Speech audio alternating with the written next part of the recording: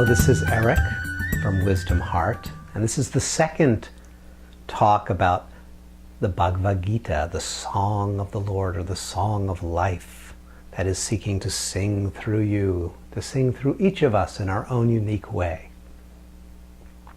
As I said, this text that we're symbolically exploring is a dialogue between the conditioned mind, between your personality, symbolized by Arjuna, and the unconditioned consciousness, life itself, who is represented by Sri Krishna, in the text.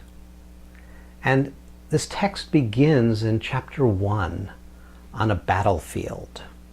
Now, this seems like perhaps a strange place to begin exploring the nature of yoga, the nature of spirituality, the nature of awakening. And some people who have read this in a more literalist way have been concerned about the sort of war imagery. But really, the chapter is called The War Within, and the symbolism is not so much about some external event, some external conflict, as it is about the inner tensions and the inner conflicts within our mind and emotions. It doesn't take a lot of meditation before one recognizes that the mind is extremely busy, that there are a lot of energies and emotions swirling within the mind, and that these are not all aligned. These are not all in harmony with each other. These are not all serving a common intention. You know, some parts of the mind say no, and some parts of the mind say yes, and some parts of the mind say it's time to go, and some parts of the mind say I gotta stay, you know. There may be a part of your mind that's like, I must be in control, you know, and another part that says, please take care of me. There's all of these different energies internally. I hear a dog. There are all of these energies internally, and they're not aligned. This is what the Gita is pointing towards. The Gita is saying that the path of awakening, the path of embodying the full and integrated radiance of life itself, the path begins on the battlefield. In other words, it begins by recognizing the tensions and the unresolved conflicts that exist within the conditioned mind. These internal tensions are the battlefield, and the text begins here.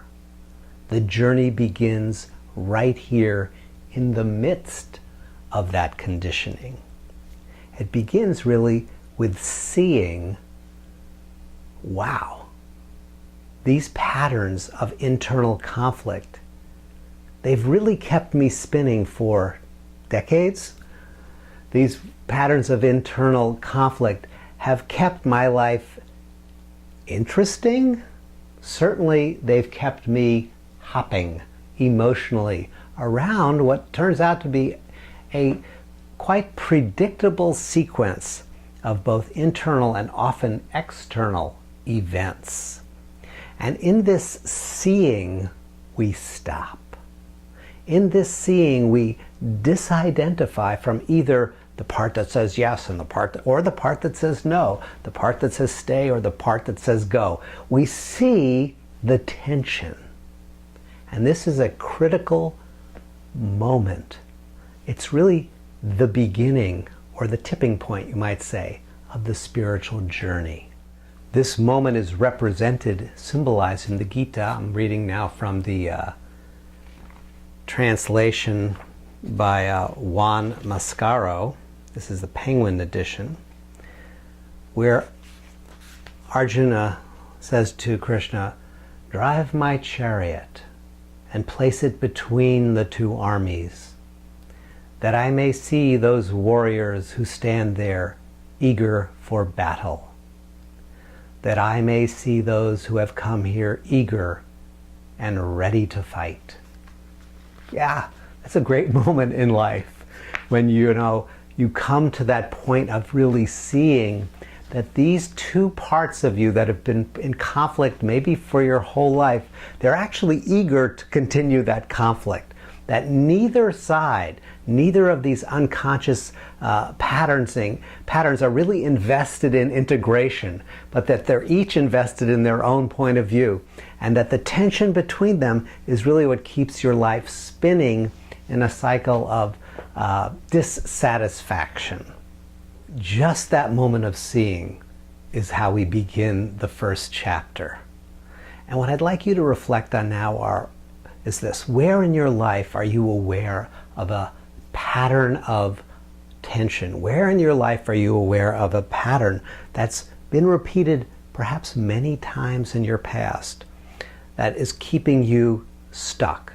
Where there are two parts, one that says yes, one that says no, one that says stay, one that says go, one that says talk, one says be silent, one says be nice, one says be tough.